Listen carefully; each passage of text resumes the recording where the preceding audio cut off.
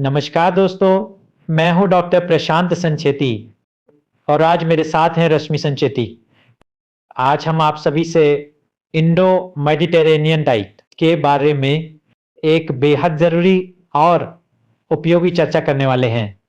ये डाइट कैसे दिल को स्वस्थ रखती है, विजन और शुगर कंट्रोल में मदद करती है और लाइफस्टाइल डिजीज से बचाव करती है। इन सभी बातों पर आज विस्तार से बात करेंगे, तो वीडियो को अंत तक जरूर देखिए। मेडिटेरेनियन डाइट, ये नाम सुनते ही दिमाग में जैतून के तेल, रंग बिरंगी सब्जियों और अच्छी सेहत की एक तस्वीर सी बन जाती है। बिल्कुल। इसे दुनिया की सबसे हेल्दी डाइट्स में से एक माना जाता है। बिल्कुल, लेकिन यहाँ एक पहेली है। हमारे देश में जहाँ घर का बना खाना, दाल रोटी सब्जी, इन सबको इतना सेहतमंद माना जाता है, वहाँ दिल की बीमारियां इतनी तेजी से क्यों बढ़ रही हैं? ये एक बहुत बड़ा सवाल है और इसका जवाब शायद हमारी सोच से कहीं ज्यादा दिलचस्प है। क्या हो अगर मैं कहूँ कि असली अपराधी वो नहीं जिसे हम सोचते हैं, मतलब? और असली हीरो हमारी अपनी रसोई में ही छुपा है। अच्छा। मतलब ये है कि जब हमारे देश के कुछ बेहतरीन वैज्ञानिकों ने मेडिटेरेनियन डाइट के सिद्धांतों को हमारी अपनी रसोई की ताकत से जोड़ा, तो एक सुपर डाइट का जन्म हुआ। और इसी का नाम है इंडो मेडिटेरेनियन डाइट। आज हमारे पास एम्स और Indo Mediterranean diet heart study की रिसर्च है और हम इसी की तह तक जाने वाले हैं और ये समझने की कोशिश करेंगे कि क्या सच में अच्छी सेहत का रास्ता विदेशी सुपर फूड से नहीं, बल्कि हमारी अपनी सरसों और बाजरे से होकर गुजरता है। चलिए इस तहकीकात को शुरू करते हैं। बिल्कुल। तो सबसे पहले ये समझते हैं कि ये है क्या भला। देखिए, मेडिटेरेनियन डाइट के 3 हीरो हैं: पौधे आधारित भोजन, हेल्दी फैट्स और लीन प्रोटीन। ठीक है। इंडो मेडिटेरेनियन डाइट कहती है सिद्धांत आपके, सामग्री हमारी। यहीं पर मेरा पहला सवाल आता है। मेडिटेरेनियन डाइट का मतलब है ऑलिव ऑयल। वो तो हमारे यहाँ ना उगता है ना ही सस्ता है, तो क्या ये सिर्फ एक समझौता है कि चलो उसकी जगह सरसों का तेल इस्तेमाल कर लो? ये एक शानदार सवाल है और इसका जवाब ही इस डाइट का एक तरह से सीक्रेट सॉस है। ये समझौता नहीं है, बल्कि एक अपग्रेड है। अपग्रेड कैसे? देखिए, जैतून के तेल में मोनो अनसैचुरेटेड फैट्स होते हैं जो अच्छे हैं, लेकिन हमारे सरसों, मूंगफली या सोयाबीन के तेल में उन फैट्स के साथ साथ एक और चीज है, अल्फा लिनोलेनिक एसिड या ALA। अल्फा लिनोलेनिक एसिड, ये नाम थोड़ा टेक्निकल लग रहा है। इसे आप ओमेगा 3 फैटी एसिड का प्लांट वाला भाई समझिए। ये एक बेहद शक्तिशाली एंटी इन्फ्लेमेटरी एजेंट है। मतलब सूजन घटाने वाला? जी। और मजे की बात यह है कि ऑलिव ऑयल में ये ज्यादा नहीं होता, यानी भारतीय तेल का इस्तेमाल करके उन्होंने अनजाने में एक ऐसा सीक्रेट हथियार इस्तेमाल कर लिया जो शायद मूल मेडिटेरेनियन डाइट से भी ज्यादा शक्तिशाली साबित हुआ। वाह, मतलब ये सस्ता विकल्प नहीं बल्कि स्मार्ट विकल्प है। तेल की बात तो समझ आ गई, लेकिन मेरी थाली में असली जगह तो रोटी और चावल लेते हैं। क्या हमें इन्हें पूरी तरह छोड़ना होगा? क्योंकि यहीं पर आकर ज्यादातर डाइट प्लान फेल हो जाते हैं। आपने बिल्कुल दुखती रग पर हाथ रख दिया है और इसका जवाब है बिल्कुल नहीं। छोड़ना नहीं है, बदलना है। बदलना है? हाँ, सिर्फ गेहूं और सफेद चावल पर निर्भर रहने के बजाय ये डाइट कहती है कि अपने पुराने दोस्तों को वापस लाओ। बाजरा, रागी, ज्वार, दलिया, हमारे देसी मिलेट्स। जी हाँ, ये सिर्फ पोषक तत्वों का खजाना नहीं है, बल्कि इनमें फाइबर भी भरपूर होता है और ये फाइबर हमारे पेट में अच्छे बैक्टीरिया यानी गट माइक्रोबायोम को खुश रखता है, जो सीधे सीधे हमारे दिल की सेहत और कोलेस्ट्रॉल से जुड़ा है।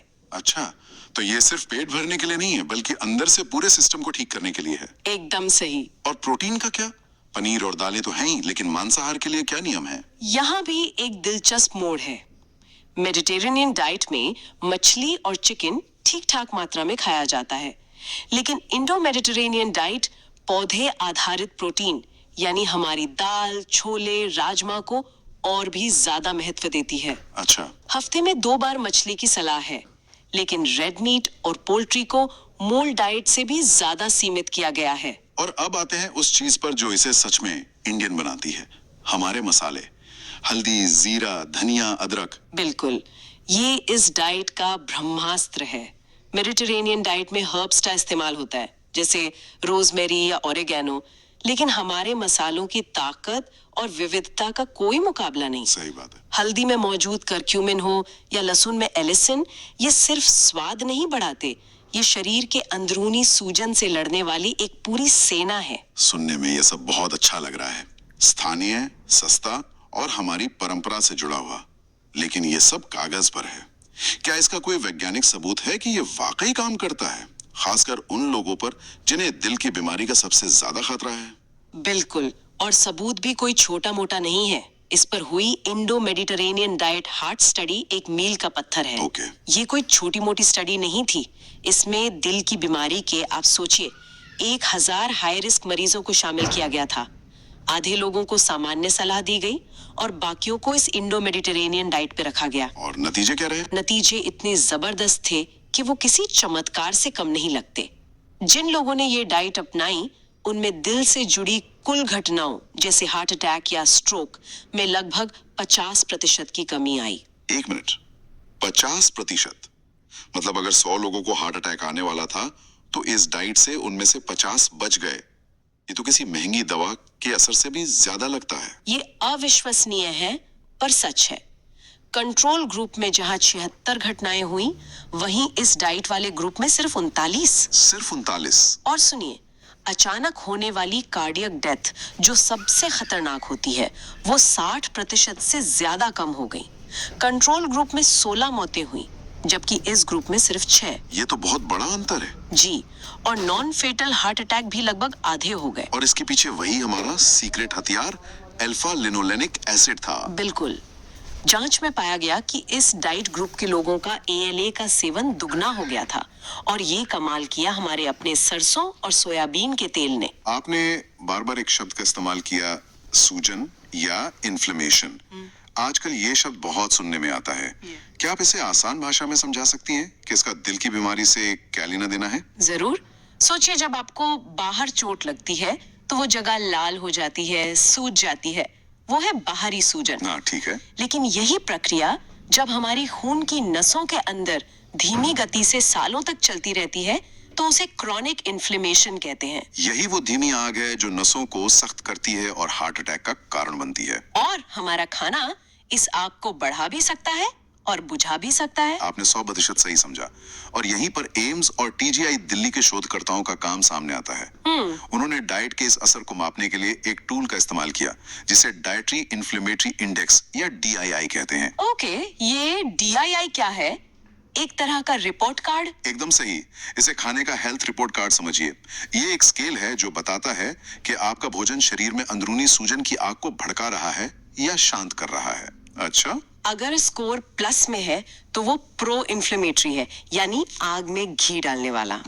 अगर स्कोर माइनस में है तो वो एंटी इन्फ्लेमेटरी है, यानी आग बुझाने वाला।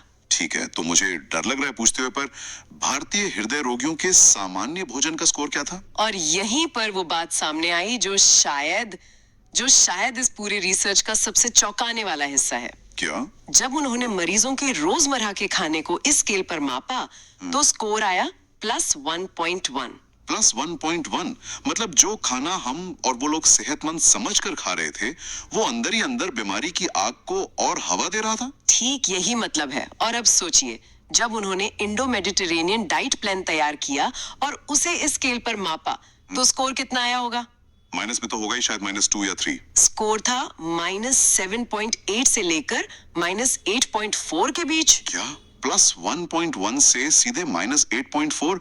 ये तो जमीन आसमान का फर्क है। ये तो जैसे आग पर पानी की बौछार नहीं, बल्कि पूरा फायर ब्रिगेड बुलाने जैसा है। बिल्कुल, ये लगभग अधिकतम एंटी इन्फ्लेमेटरी स्कोर है जो किसी डाइट से पाया जा सकता है। और इसकी वजह? इसका एक बड़ा कारण था इस डाइट में मौजूद फ्लेवोनॉइड्स की मात्रा। फ्लेवोनॉइड्स, ये क्या है? ये पौधों में पाए जाने वाले जादुई कंपाउंड्स हैं, एक तरह के शक्तिशाली एंटीऑक्सीडेंट्स। अच्छा। ये हमें रंग बिरंगी सब्जियों, फलों, दालों और खासकर हमारे मसालों से मिलते हैं। इस डाइट में इनकी मात्रा लगभग 1800 मिलीग्राम प्रतिदिन थी, जो कि पारंपरिक जापानी डाइट के बराबर और किसी भी पश्चिमी डाइट से बहुत बहुत ज्यादा है। तो मतलब विज्ञान पूरी तरह से इसके साथ है। अब सबसे जरूरी सवाल पर आते हैं। ये डाइट मेरी और सुनने वालों की थाली पर कैसी दिखेगी?